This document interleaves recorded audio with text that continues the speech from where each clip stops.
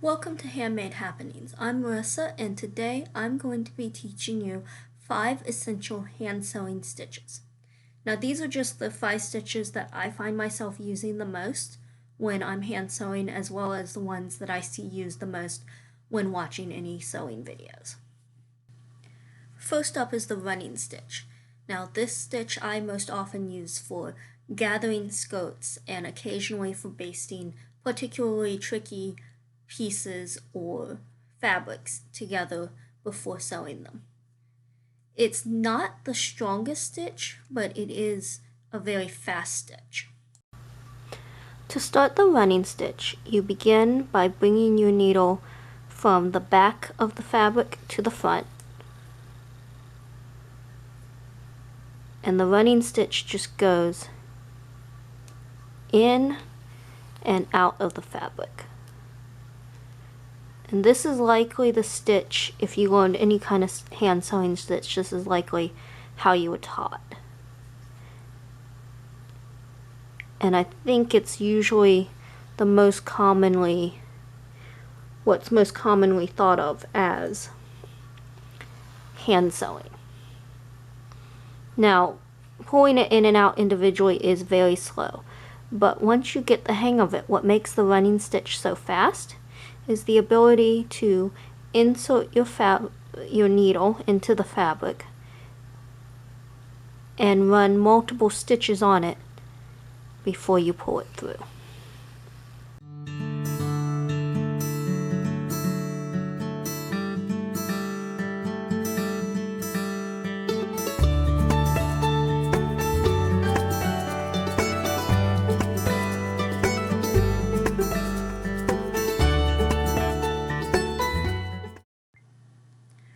The second stitch is the back stitch, and this stitch is quite a bit stronger than the running stitch, but also quite a bit slower. Now, when I use it, I usually sew it on doll clothes, therefore the amount of speed doesn't really matter because it's a very short seam. But I would not recommend it for really long seams, especially if they're not going to have a lot of stress put on them.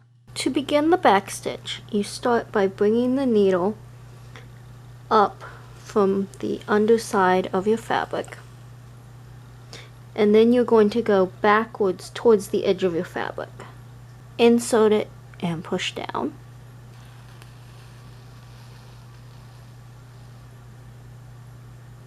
Next, you're going to come a little ahead of the last stitch. So this is where the last stitch was, and you're going to bring it up a little ahead of that.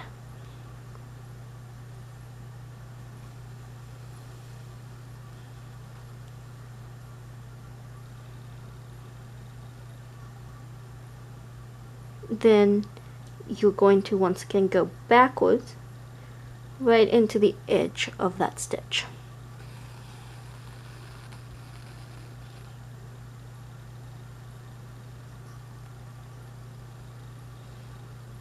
So, a little ahead,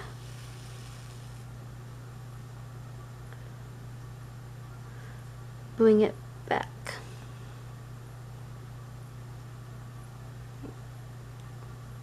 My thread knotted.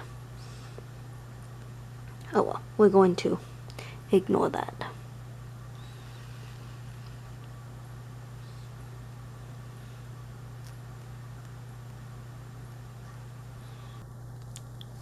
And once you get good at this, we'll figure out your rhythm and your size that you want your stitch to be.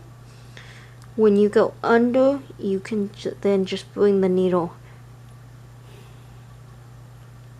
straight back up.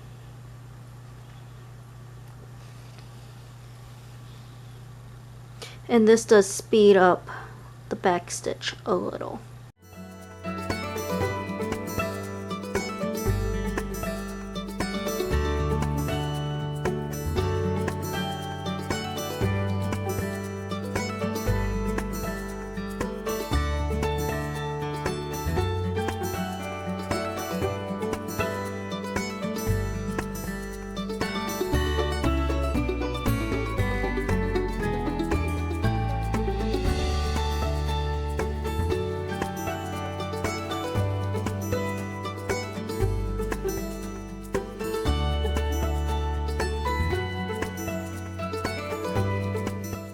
And you can see that the back stitch ends up looking from the right side a lot like the stitches that you get from a sewing machine.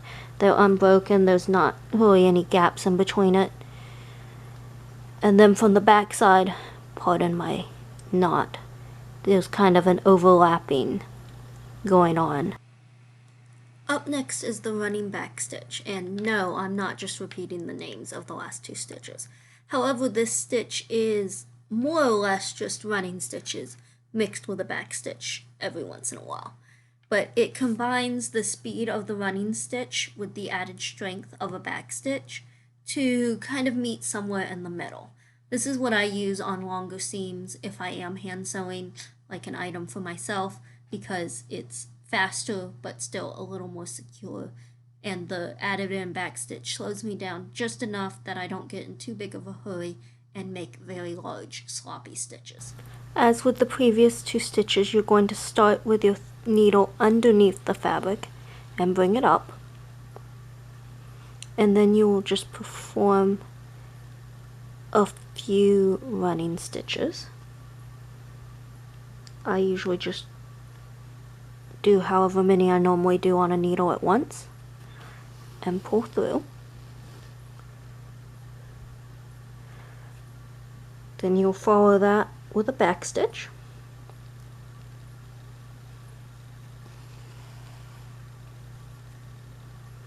And then continue on with the running stitch.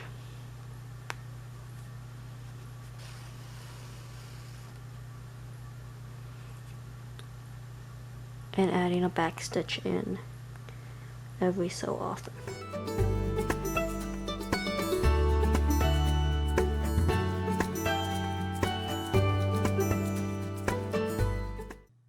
Stitch number 4 is the whip stitch, and this is used typically on hems and sewing down facings, and it's nearly invisible from the front. There's only like a very tiny stitch, and if you use thread that matches your fabric, you almost can't see it. For the whip stitch, you typically start with your raw ends folded over twice so that you have a neat fold right here to start with. You bring your thread up. I usually poke it under that fold to hide the knot. And then you run your thread parallel to that fold. And the more parallel with the fold it is, the better your thread will hide underneath as you go. So you insert your needle into your fabric and then into the fold and press it through.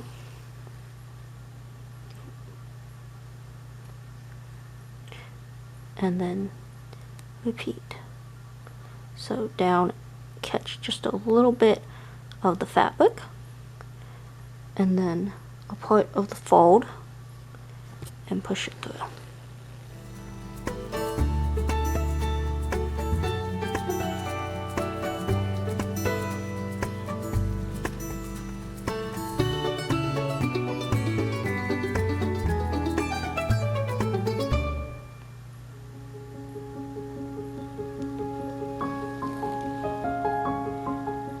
And you can see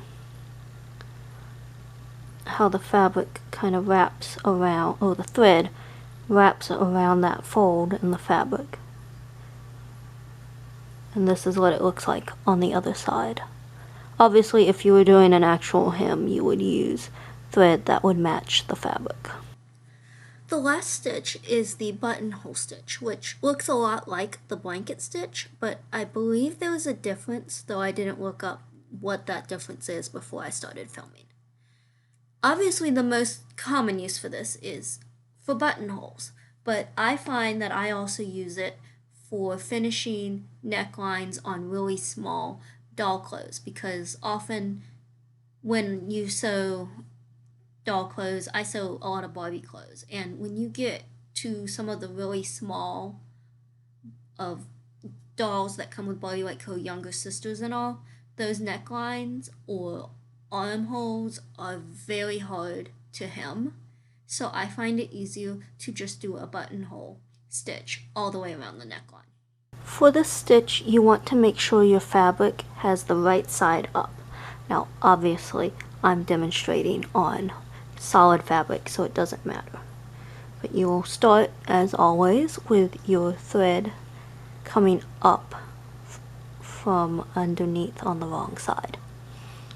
Then, you'll take your needle and go back to the wrong side and insert it a little ahead of the last one, and take the tail of your thread, loop it underneath the eye of the needle and around the point of the needle, and then pull.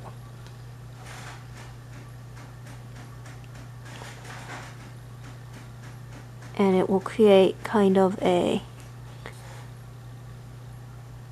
catch, and then you'll repeat going under and wrapping the edge of the thread under and then around the front and pull it through.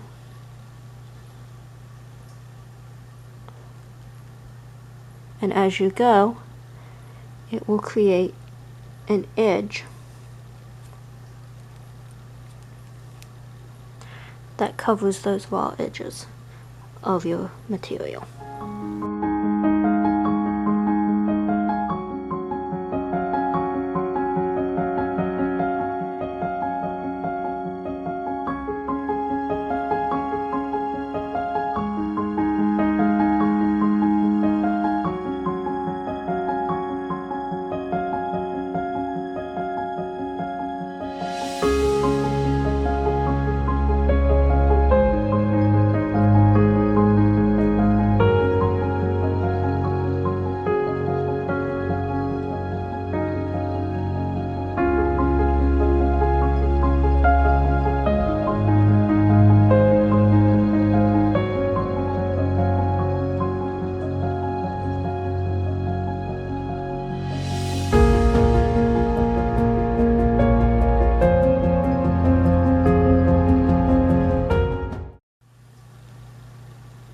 When you're ready to tie this one off, because it's not ending in the fabric, what I usually do is just insert the needle right there where that last piece is and pull it all the way in to the underside of the fabric and tie my knot. Thank you so much for watching. I hope this video was helpful. If it was, leave a comment and tell me what stitch was new to you and how did you use it.